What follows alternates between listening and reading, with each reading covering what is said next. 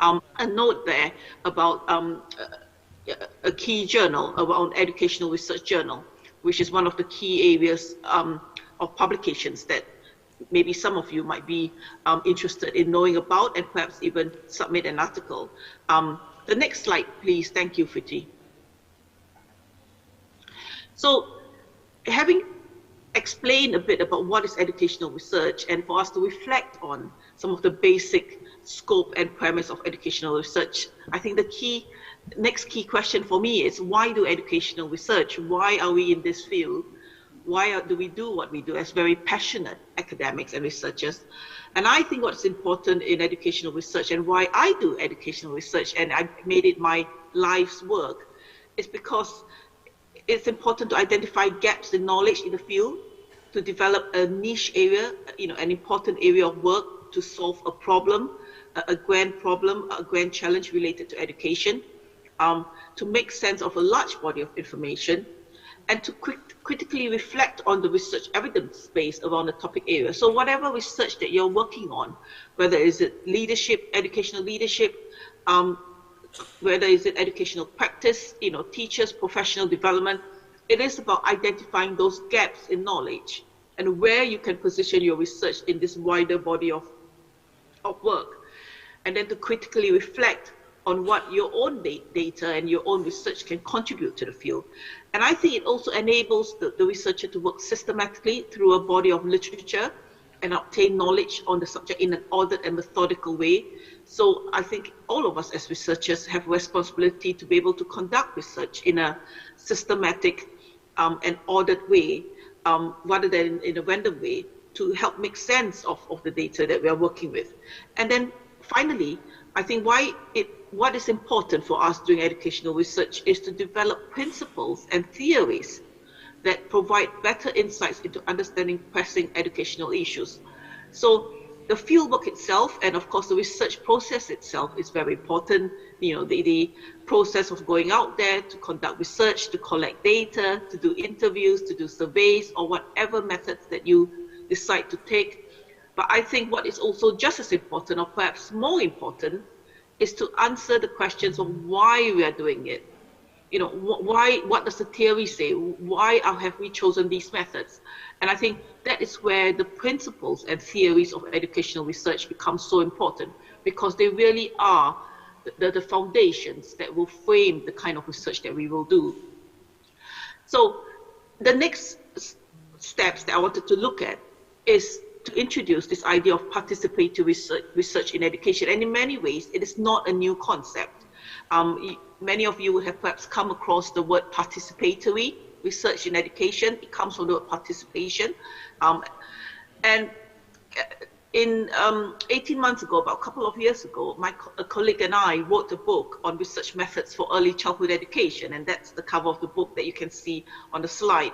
And in that book, we were very determined to include a chapter specifically on participatory research in education. And that was the chapter that I led on and I wrote. And I thought it was very important to include that. And so I wanted to share with you here a bit about the work that we've written and we've worked on to answer the question, what is participatory research in education? So it is quite distinctive, and participatory research in education is transformative, and I'll come back to that word again, transformative. Transformative in the sense that it is about making a difference. It's making a transformation in policy, in practice, and whatever fields that you're working in. It is also research that aims to identify a social issue and enact change in the community and society. So it's not just about doing research for the sake of doing research. It is about, in order to identify an issue that is socially important, and that is important for you as a researcher and the local community, and also research that will then enable change in a way, be transformative. So it's also research that emphasizes community involvement and collaboration with participants. So often in research, of course, we include participants, but this participatory research really emphasizes the relationship, the communication, the interaction that you build with participants. And then it is also research that pursues the research inquiry collaboratively with participants to tackle the challenges, the research questions that you intend to address. And if you put participants first, and participants are very much a collaborative part of your research, then the principle of participatory research is about valuing local knowledge of specific communities. So it's not just about going in there in the field as a researcher and imposing certain values or certain understanding to the local communities. It is about taking a step back and collaborating with participants and saying, I'm here as a researcher, I want to know about your values and your principles in order to be, for you to participate in the research meaningfully. So ultimately, participatory research is about perceiving participants not as a study subject. So it's not about seeing them as just objects of study, but they are active contributors to the research. And I'll explain a bit with some examples of what I mean by this. So the next slide, I just wanted to touch a bit about the theoretical origins and what I said earlier about how important it is, I think, for us as researchers to think about the principles and the why we are doing the research that we do, the theory behind it. And for me, it's very interesting. Participatory research, when I looked into the history of the methodology, it's very much associated with certain historical philosophers and educators in education, such as Paulo Freire, Felsboda, and I've provided references at the end of my slides, and you can look up on some of the work that they do. And these are philosophers, education writers, academics, who have informed a certain movement in education, anti-colonial liberation social movements, where they were part of the community and, if you like, campaigning almost like, activists in trying to put forth a certain idea in the global south, and particularly in Latin America. And the work that they do are founded on the principles of promoting social justice, to liberate certain individuals and communities who are living in certain oppressive regimes. So it's about the methodology arose, the whole idea of participation really arose from this need from the local community and researchers wanting to empower and liberate a community of people to be able to speak out for themselves and to be able to include them in the research. So part of the origins, I think, of participatory research is also about nurturing a new generation of scholars and university community partnerships to build scholarly and community capacity to address societal challenges in ways that are socially just. So it is about understanding what the society needs, what the real issues are, and then committing to a real social need to be able to say, as researchers, we are going to try and tackle this problem together, to try and find answers through research, to promote a social justice agenda, and often it is around, addressing social inequality, addressing, social parity, and perhaps even supporting some of the more disadvantaged local communities within society. And the drive of participatory research is really about emancipate, which is to try and empower or to give more voice for marginalized perhaps people who often in other ways are not often heard, and revolutionize. And of course I put that in those words in inverted commas because they are very powerful words, and I think we need to think quite deeply around what they mean. But that is essentially some of the theoretical drive behind participatory research that has been said to inspire a lot of the kind of participatory research that is currently in the field. So that's a bit about the historical origins of the research. And I wanted to also share with you an article that I published a few years ago when I was really using the methods of participatory research in my own work.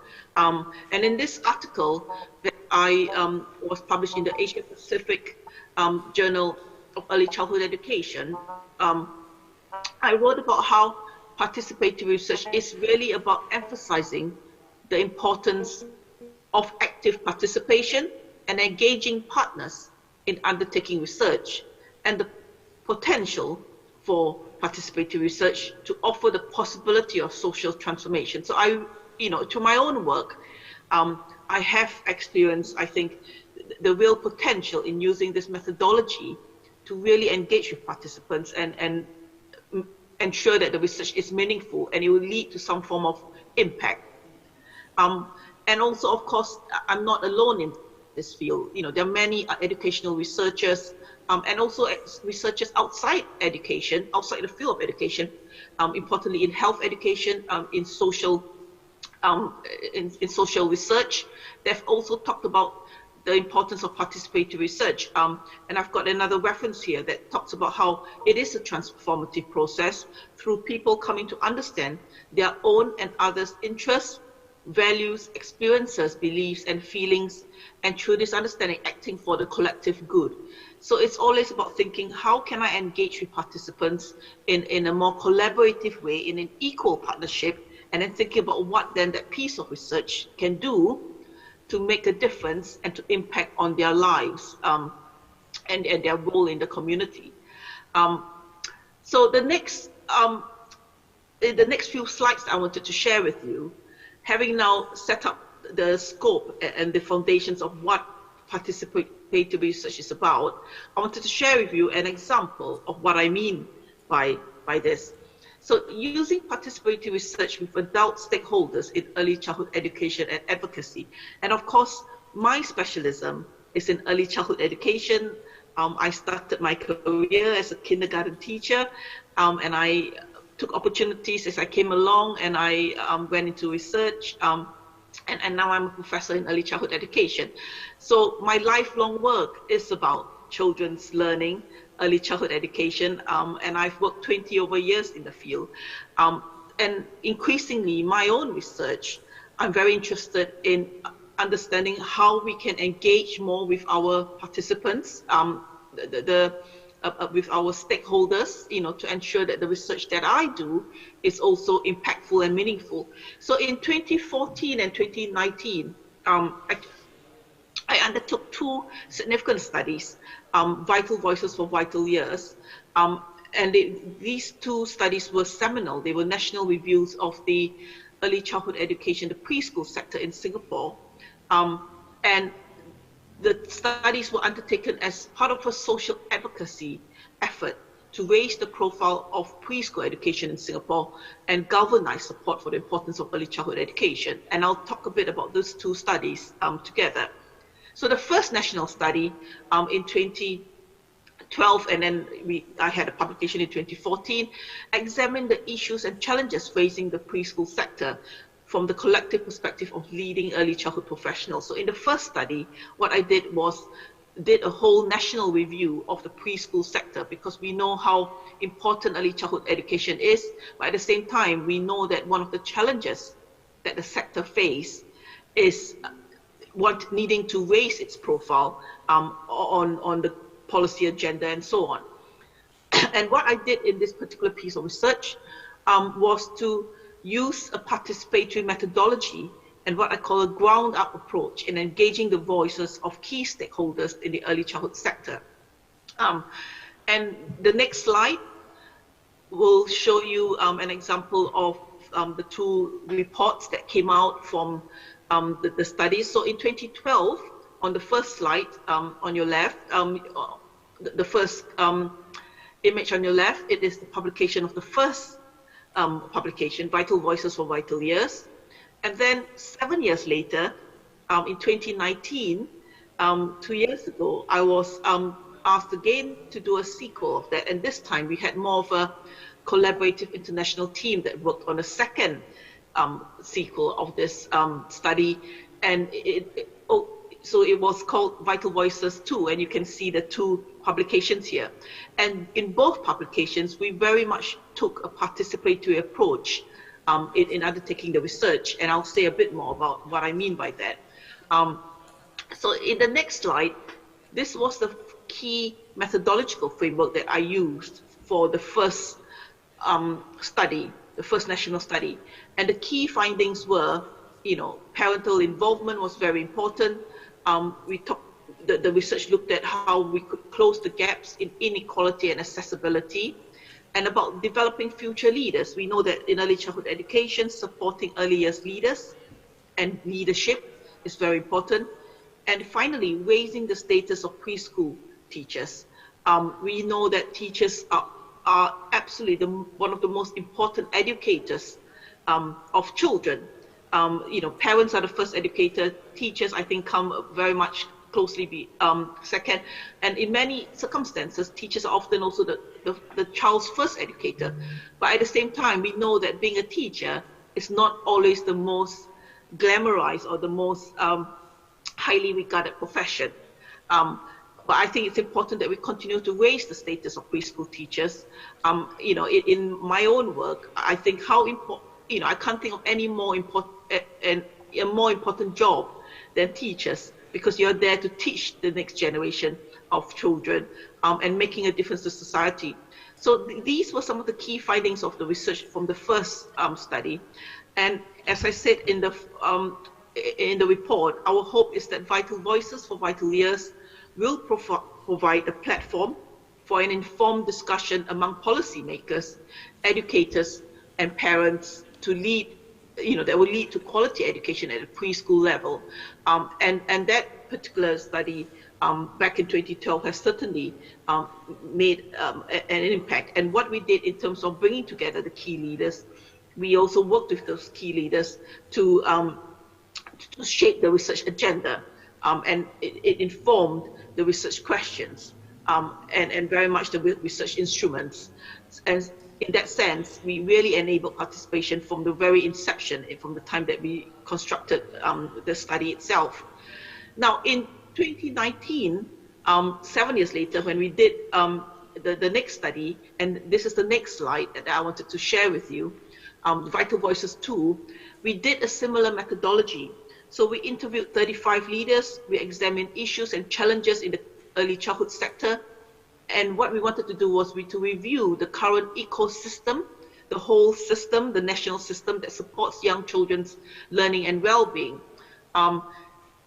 And what we did was, what we ended up with was a project that was really participatory and very engaged at all levels across these 35 leaders. So in the next slide, we talked about how the change has happened, So in this particular slide, I wrote that, in the past 7 years, the early childhood field in Singapore has experienced a growth spurt as the government ramped up efforts to nurture the sector, boosting investment overnight and preschool capacity as well as training. And of course, there has been a lot of investment in the sector. So what this project aimed to do, was to take a pulse check by assessing the impact of these recent policies and strategies to establish what needs to be done. So it was very much also taking an overview in the second study around the preschool sector to understand what we can do as educational researchers to continue placing early childhood education at the top of the policy agenda. So the question then for us is, what made the research participatory? And I think this is really important because we had to take a step back as a team, and I worked with a couple of researchers from Finland and also from Singapore, and we wanted to, when we were scoping the study, we thought about, what can we do to make sure that the research is really participatory, it's really engaged with participants. So what made the research participatory? Well, prior to the study, before we actually went out to the field, we wanted to seek the views of participants, and that was what we did. We did a scoping review with informal conversations and meetings on the research focus and design. So we approached key leaders in the sector, and we asked them, what do you think are the real priorities of the sector? What do you think the research should focus on? So it's almost like we started not having a very clear sense of the research questions, but we wanted the participants to help shape the research questions with us. So we set up an advisory group of early childhood professionals to gain understandings of their views of the sector and key areas of concerns. So we actually said to them, we are the researchers, but We want to hear your views. And it's important that you inform us and you help us shape the research questions together. And then we use what we call a purposive snowball sampling strategy, where participants suggested the names of other participants whom they regarded as important stakeholders in the sector. So what that meant was we started the study almost not knowing who exactly will be that group of participants, because when we then will recommend the participants, we met with them and we said to them, well, are there any other participants or key stakeholders that you think we should be interviewing, or you think that we should be involving in the study? And in this way, the participants themselves help to inform the sample population. So in many ways, sample population, those 35 leaders that we ended up with, the final sample, was very much a collaborative decision and work, a collaborative exercise between ourselves as the research team and the participants. And then, of course, the design of the research tools were discussed at length with the participants regarding their accuracy and validity. Now, often I think in many research, as many of you would be familiar with, we do the research design and we design the project and we come up with our instruments, whether is it an interview schedule or a survey tool, and we work on it with our research team or perhaps with our supervisors. And we don't necessarily share those tools with the participants. But in this case, because we wanted to use or really apply the participatory principles, we also shared the tools, the draft tools with the participants. So drafts of the interview schedule, the interview questions, and the questionnaire templates were drawn up through an iterative process. So that means we went to and fro with participants, we drafted the instruments, we sent it to the participants, we asked them for their comments, for their feedback, and then we took them on board, we refined the tool. So there were many iterations and drafts, but step by step, through this regular consultations, feedback and dialogue with the advisory group, that was how we refined the research tools. And in the end, we came up with a research tool that I think was very meaningful, and also it emphasized how relevant the tool was for the participants.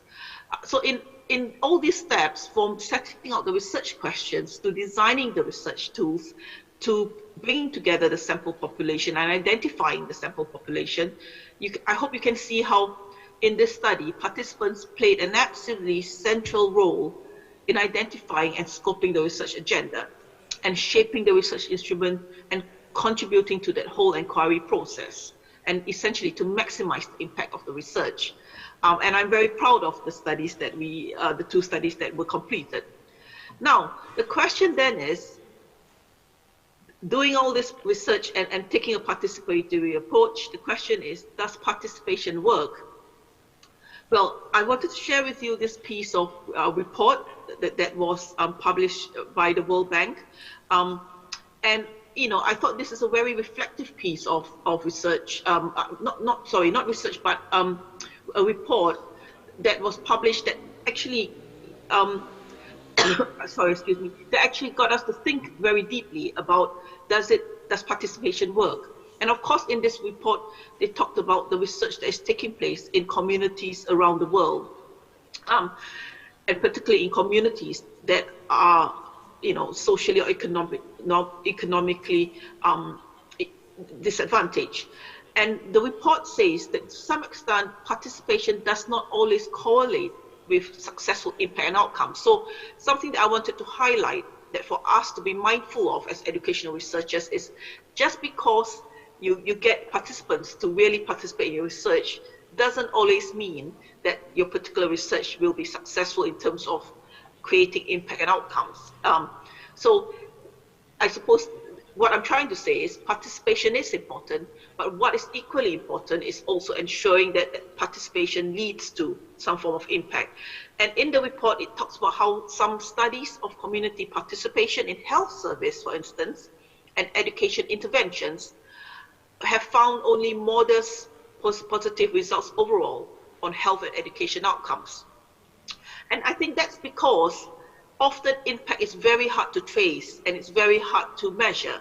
So for instance, when we do a piece of research in participatory methodology, it's very hard for the researcher to try and evidence what that participation actually has led up to, and to show evidence of that impact.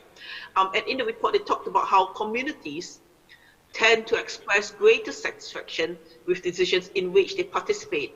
So I think one of the highlights of the report, it does also reinforce the view that even though sometimes it's hard to evidence impact, communities do tend to actually value being part of the study. They express greater satisfaction with decisions in which they participate in, even when participation does not change the outcome or when outcomes are not consistent with their expressed preferences. So what that means is participants, while we may not be able to evidence those outcomes very clearly, participation is still very important because communities, individuals, are much more likely to be engaged, to listen, to collaborate, if they trust and they understand and they have a role to play in that decision-making process. So that's really important. And the second point that the report highlighted, which I think is important, could you leave that slide again, the one before, is that government participation is usually central for interventions to work and the scaling up of health and education. So what the report says is that in many of these intervention studies, what is important is also to have the governments and the highest policy maker support and endorsement in order for interventions to work and in order for us to achieve outcomes. So in that sense, where does this leave us then, in terms of the ways forward? The next slide, please. Thank you. So, so it brings us back to the point I started earlier by talking about, what is educational research, what is participatory research, why do we do participatory research? I talked about an example of my own work where I've used the methodology, and I've also, in this couple of slides, talked about the complexities of doing participatory research. And this final slide is about asking ourselves, why does it matter then? Why is it important that we think about participatory in a very meaningful way? And I think it's because a key objective of participation is to incorporate local knowledge and understanding into the decision-making processes of governments, private providers, and donor agencies, for instance, and all the different stakeholders. So regardless of the complexities of the methodology, I think it's really important for us as educational researchers to keep going, to keep working and keep thinking about participation and different ways of including participants. And also the methodology offers potential beneficiaries the opportunity to exercise voice and choice. And I think the phrase voice and choice is very important because in all walks of life, whatever our backgrounds, what we want, is to have an opportunity to express our views, to say what we think and to say what is important for us. And I think that's very important, that when we undertake research, that we ask the participants what their views are to shape that research agenda. And then also for research to be really meaningful, it's invariably situated within the specific social, historical, cultural, and personal settings of participants and communities. So I think it's important that whatever research that we do as educational researchers or as early childhood education researchers, to make sure that that piece of research is shaped by the social and cultural context of that community, that it's not taken from another paradigm and just applied to the local context, which is why I think your first speaker, keynote speaker, talking about the local wisdom is so important, the local values. And then I think finally, it is about participatory research offering that opportunity for collaborating with participants and it providing a learning opportunity. I've learned so much from working with communities and research teams across the world, and as well as in Indonesia, and learning with everyone. And it's very much a new knowledge creation for myself as a researcher, and also for the research team in the local community. So it's very much a learning opportunity. And I think if we can see that as a learning opportunity, participatory participatory research as a learning opportunity, I think that would make the research absolutely crucial for everyone. And then in terms of the concluding remarks, I just wanted to leave you with some questions at the end to think about your own role as a researcher in the community and what responsibilities the researchers have in helping the community to address the research questions that you want to address, and what are the power relationships between the researchers and participants. So I will end there, and I've got a set of questions, and I hope this has been helpful for you. So terima kasih, it's really nice to be here. Thank you very much for having me. Yeah, thank you so much, Professor Ang. And actually, I do agree with the statement on slide 14. Yeah, that is by doing collaboration with participants, participatory research provides learning opportunities and new knowledge creation during the research process, especially here in the research about early childhood education, Prof. And then which is participatory contributions can make to our common goal in of improving educational practice and contributing to positive change in the lives of children, their families, teachers, and communities, and consider some of the tensions that may arise. Yeah. Okay. Thank you. Yeah. For the next is yeah. Let me translate and give conclusions from your presentation in Bahasa Indonesia to the audience here and to the online. Baik, penelitian di bidang pendidikan ini mengacu pada pengumpulan sistematis dan analisis data yang berkaitan dengan disiplin pendidikan, yaitu bidang studi ilmiah yang mengkaji berbagai aspek pendidikan termasuk pembelajaran sepanjang hayat dari tahun-tahun hingga manusia menjadi dewasa. Kemudian perilaku dan interaksi belajar, institusi dan juga konteks pembelajaran baik formal maupun informal yang dapat mempengaruhi hasil pendidikan. Ya, Profesor Eng mengatakan bahwa penelitian yang bermakna selalu ditempatkan dalam sosial, sejarah, budaya, dan subjek penelitian atau partisipan, dan dengan adanya kolaborasi, penelitian partisipatif atau participatory research memberikan kesempatan belajar dan menciptakan pengetahuan baru selama proses penelitian. Well, ladies and gentlemen, distinguished guests, and all the audience here, if you have any questions, yeah, it's time for you to have a chance to ask questions to Professor Ang. And if you have any questions, please, you can raise your hand, or yeah, you can type your questions on the chat box by giving your name and also your institution.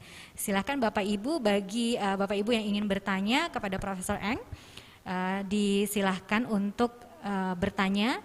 Bisa juga mengetikkan pertanyaan Bapak Ibu atau mahasiswa, silahkan di kolom chat.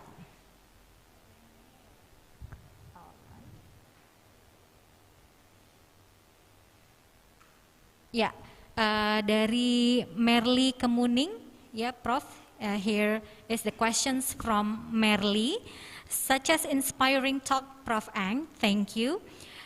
What are the significant differences between participatory research and ground research? Yes, please, Professor Ang.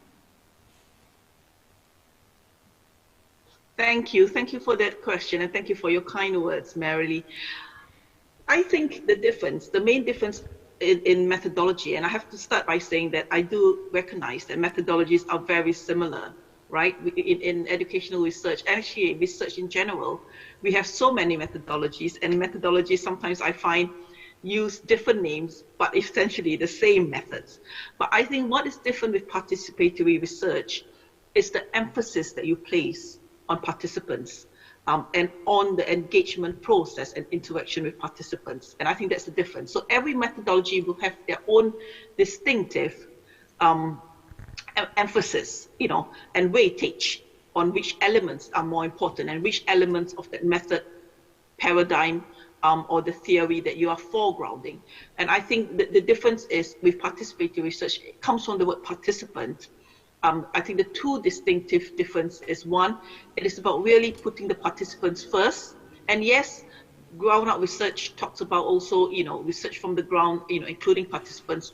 But if you think about participatory research as really getting the participants to be an active contributor, so they actually, in real participatory research, you want to get your participants to say, do my research questions make sense?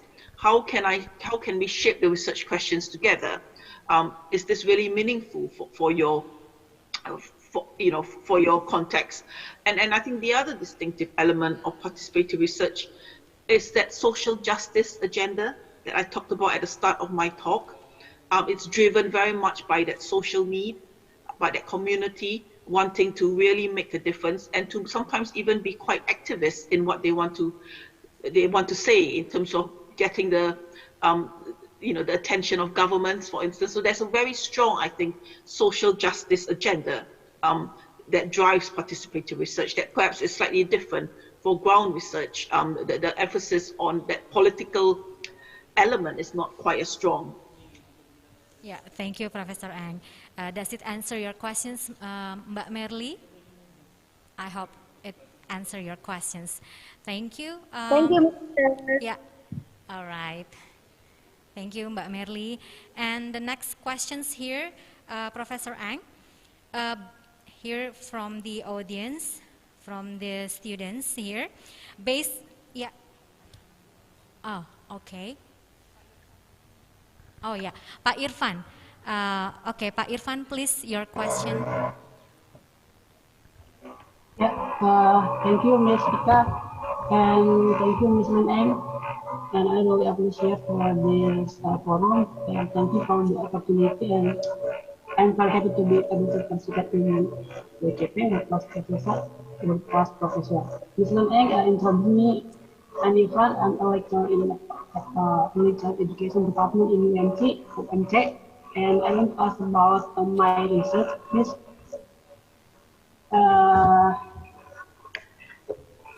about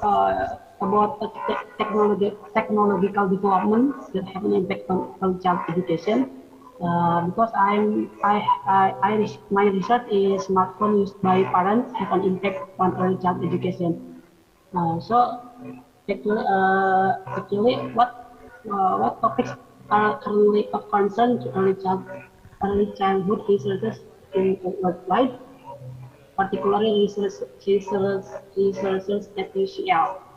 And maybe can I collaborate on research with UCL maybe, and I can be connected with child researchers. Their research focus is the same as mine, maybe. Yes, Professor. Yes, thank you, Ms. Okay, thank you, Pak Irfan. Yes, please, Professor Ang.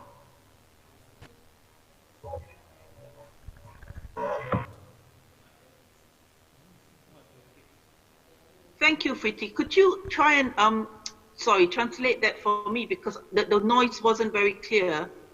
The sound wasn't very clear, and I couldn't quite understand. I couldn't hear everything. Okay, Pak Irfan, please. Yeah. The question is... What topics are currently of concern to early childhood research in the worldwide, particularly researchers early child education in UCL? Because I have interesting about smartphone used by parents have an impact on early child development. Okay, so I think the question is about what are some of the current topics of early childhood education that's right, at UCL. Yeah. Early childhood education and early years is a key area of research in my university, UCL Institute of Education, and we have a whole range of research that we do, all about education. So everything, it is very much an interdisciplinary space. So it's from, we've got educational researchers working in economics, in psychology, sociology, anthropology and philosophy and so on and so forth. So we've got a whole breadth of not just education, but social science research, which I think is really exciting and important. And in terms of the early childhood field, I think it's a really exciting time in the field at the moment, because we do a lot of interdisciplinary research, as I just mentioned. And we also look at children holistically, and that means thinking about how children learn, how children develop in their social and cultural environments, but also thinking about how their development, for instance, impact on key wider areas such as social inequality, the access to and quality of early childhood education, the kind of preschool settings. And also we don't just look at children, we look at also the wider families. Parental engagement, family engagement, we know is very important, and teachers. Teachers is a very important, the workforce, the early childhood education workforce is a very important part of research. So in my university, in my department, we have a whole team of people who look at early years and primary education, and we think about children, how we support their learning, not just in preschool settings, but also in the transition from preschool to primary school. And I think that's very important. So those are some of the key topics of research that we are working on at the moment. Okay, thank you so much, Professor Ang. Bagaimana Pak Irfan? Does it answer your question? Ya, mewakili ya Pak? Okay, yeah. All right. Terima kasih, Jessica. Thank you, Pak Irfan. One more question, Professor Ang. This is for you. Based on your experience in research, what are the challenges in doing participatory research in education, and how to cope with such challenges? Thank you. That's a good question. And there are challenges in all research. There will always be challenges. I often say research is never perfect, So I think the challenges with participatory research, from my own experience, one is actually engaging with participants. That's one of the basic challenge, I think. It's easier said than done. And it depends on how you define as participation. And for me, participation is not just about going out there to try and recruit participants onto your project. It's more than just that. For me, it's about actually, it starts from the ethical perspective, thinking about, participants, ensuring that they actually understand what the research is about. And when they give their consent, do they actually give their informed consent, or are they just saying yes because they feel like they have to, or they feel like they're pressured into participating? So to actually give them the space to translate the research in an everyday language, and communicating that research in an everyday language that they will understand, and they will actually see what the benefits are for them. And I think that's the responsibility of the researcher. And often, I think we are so close to the research, and as academics, we like all our jargon and we like all our technical language, like quantitative methods and so on, that we forget how to simplify research to make it relevant and to make it meaningful for participants. So I think that is one of the challenges. And I myself, as a researcher, when I put together a research and I want to engage with participants, I sometimes forget that even a simple phrase like research can mean so many things to different people. And I forget to simplify it, to explain it. And I think that engagement with participants, to make it more than just recruiting someone to come onto your study, but to actually help them understand what the research is about, what they are trying to achieve and what you want to achieve, is very important. It's an opportunity, but it's also a challenge. So that's, I think, one of the key challenges. And I think the second key challenge is about ensuring the impact of your research. So once you've done the research, how do you ensure that the research actually makes a difference to policy, to practice, to conceptual thinking? And it's, I think, starts from the start of the research, not at the end. So you have to engage with some of these policymakers, or perhaps your key stakeholders, your head teachers, those senior people who are involved in the main decision-making process of the area that you want to change. And you need to engage with them right from the start. throughout the research, not just at the end. And I think that's a real challenge, because sometimes even knowing who to go to, it's a challenge, And so I think that's something that you need to do it with the research team, but also with your network of participants to be able to ensure that your research actually makes an impact. And reaches the ears and the on the desk of the key people, the key senior people that you want them to use the evidence of your research to make a difference.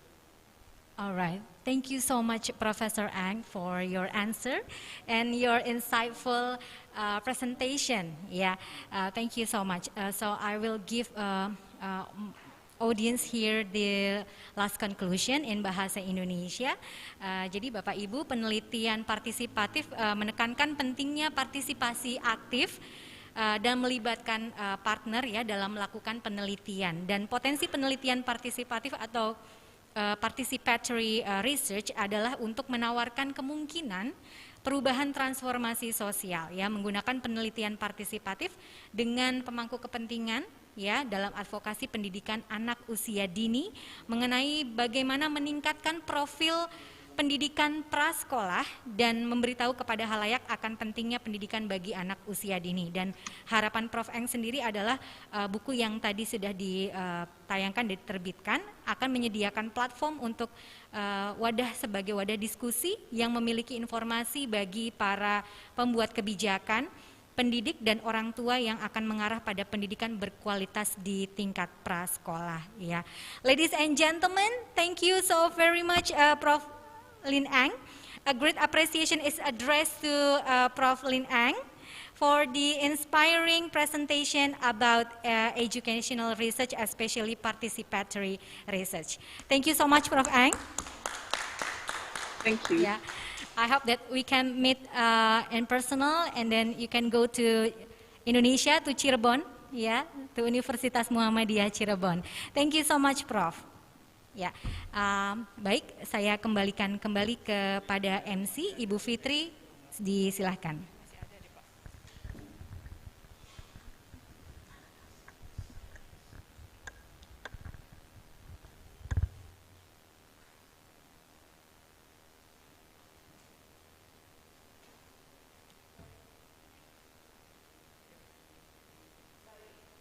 Sekian sesi presentasi dan diskusi di World Class Professor Forum.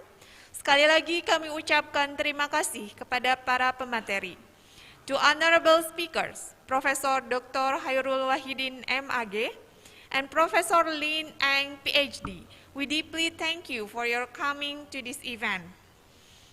Before we move on to the next session, I'd like to kindly invite Mr. Aska Maulana to deliver the closing remark. To Mr. Aska, the time is yours. Assalamualaikum warahmatullahi wabarakatuh. The honorable guest, Prof. Lin Eng, PhD from University College London, our Vice Rector, Ibu Dr. Wiwi Hartati, MSI, and all of the participants, online and offline, to watch this conference. Prof. Lin Eng, thank you for coming to this conference and give us very beneficial knowledge for us, especially about the research. And last night we have discussed with Prof. Lin Eng, and she will be available to be advisor research for our academic staff in UMC in the next year.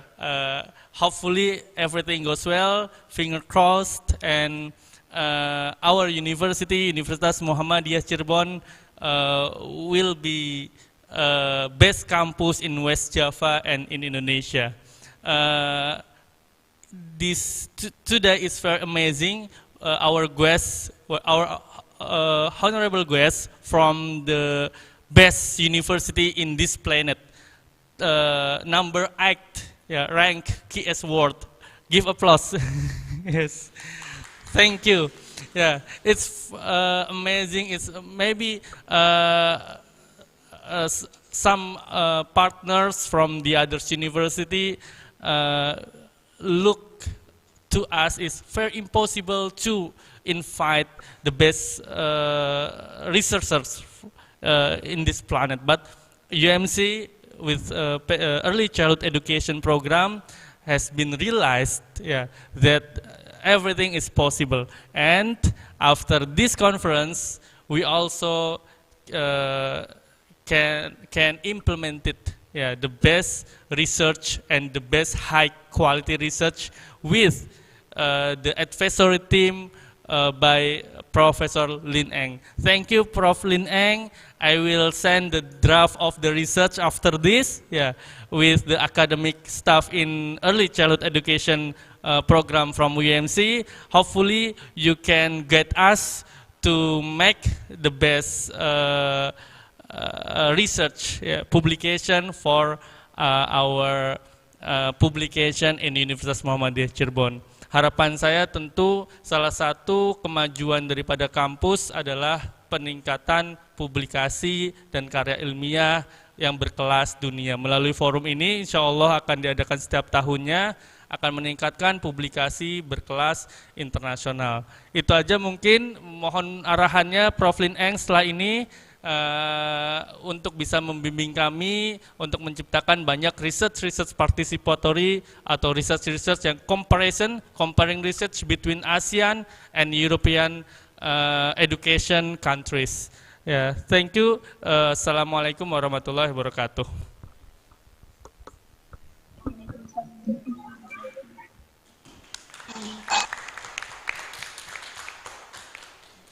Okay, thank you, Mr. Aska. Hopefully what you are expected, there is the collaboration between UMC and also Prof. Lin Eng and her university will be realized soon.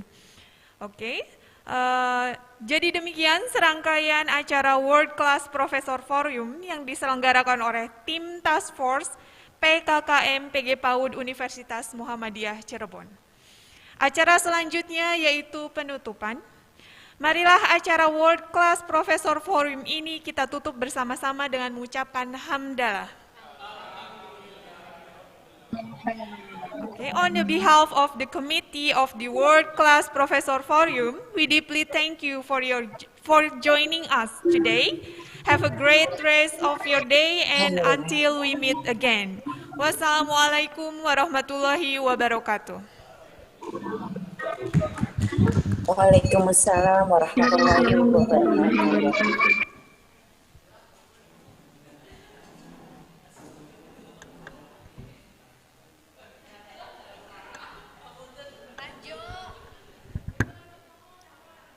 Miss you.